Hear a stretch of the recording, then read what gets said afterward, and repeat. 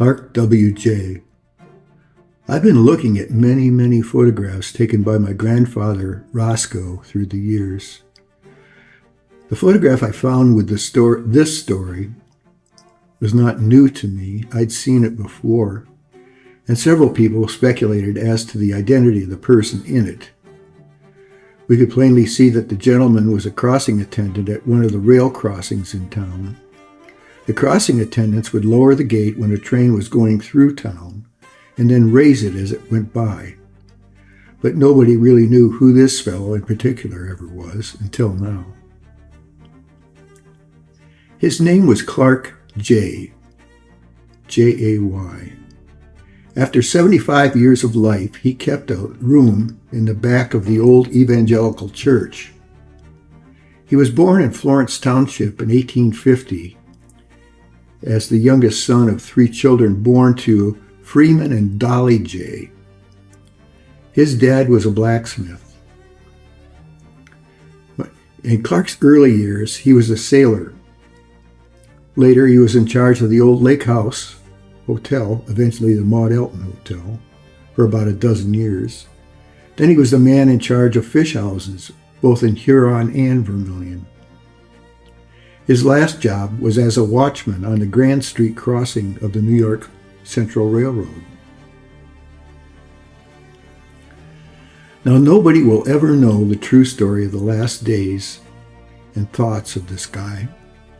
He was getting old, like the rest of us.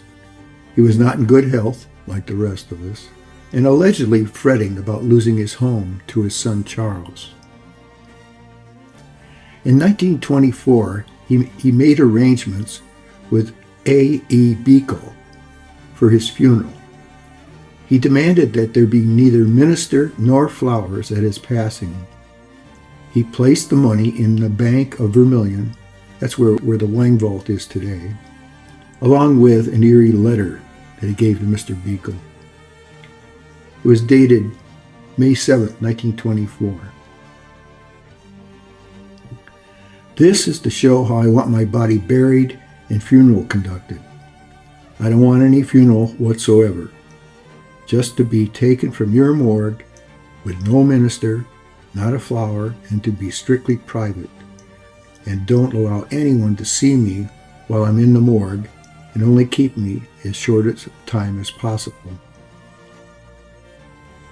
You'll find my clothes laid out already at the place where I am boarding. Enclosed, you will find a deed for the cemetery lot so that there can't be any misunderstanding about the place to lay me away and bury me, just as the contract made between us, which is, by the way, in the Bank of Vermilion, money and all. I am considering paying for a cement vault, so you would be the gainer of $10 in savings for the outside rough box and possibly the grave digging. He signed it, Clark J. P.S. Keep this so if Charles wants to see it, but don't vary in any way from this statement. Charles, of course, was Jay's son. In early summer of 1924, Jay went to All Heights, a hardware store that was on Division Street where Tiffany's Flowers is today, and asked Allhite to get some dynamite for him.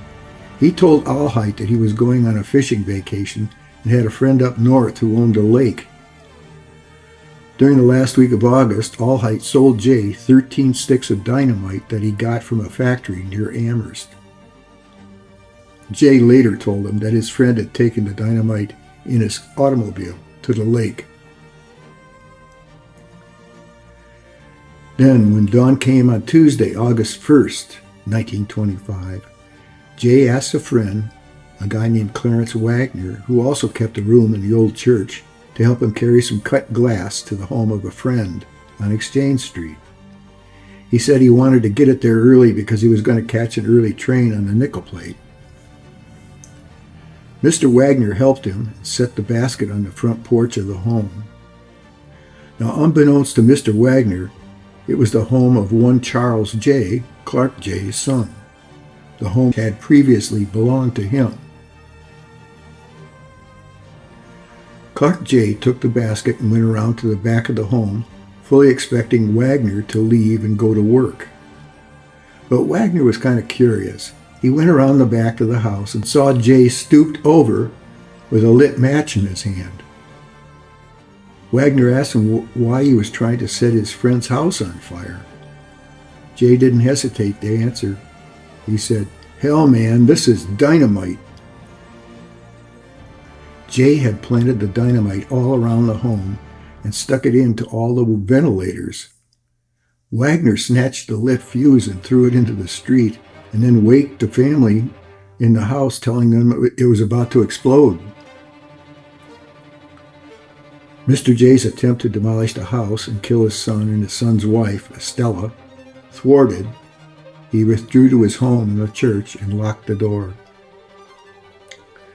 Vermilion's Marshal, Stevens, unable to enter Jay's room through the door, raised the window and pushed the curtain aside and looked straight into the barrel of a revolver.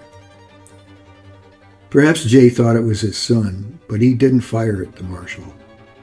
A concerted attempt was made by Marshal Stevens, Sheriff Harry E. Cole, and John Hetler to convince Jay to surrender without force. And just as the door was being broken down, the shot ran out inside the room. Clark Jay had taken his own life. On November 22, 1925, Clark Jay had turned 75 years of age. His wife Matilda had been dead for 4 years.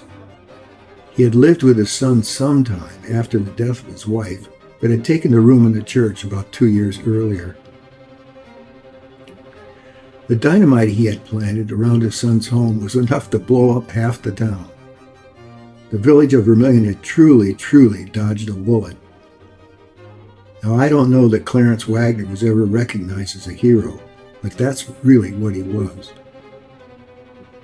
Clark Jay was obviously a disturbed, distraught soul. What on earth was he thinking? Did he really hate his son that much? Did he hate the village that much? I think of all the school children in the north end of the village who crossed those tracks on Grant Street, headed for the school on State Street, passed him by. What did they think of him? Was he a pleasant man? Was he gruff, mean? And who knows? 'Tis now become a part of the mystery that is the history of Vermilion O.